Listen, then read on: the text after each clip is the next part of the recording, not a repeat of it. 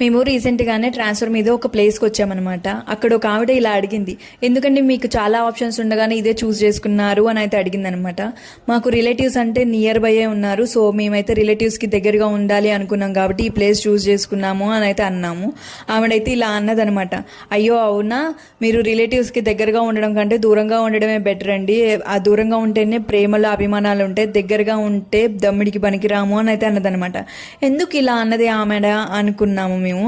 But ఆమె 100% నిజంగానే చెప్పింది, ఆమె అనుభవంతో చెప్పింది అనమాట. మాకు ఇప్పుడే అర్థమవుతుంది. సో మన ముందు అయిన వాళ్ళైనా సరే కాని వాళ్ళైనా సరే మన ముందు నవ్వుతూనే ఉంటారు, అసలు చాలా పొలైట్గా చాలా ప్రేమగా మాట్లాడతారనమాట.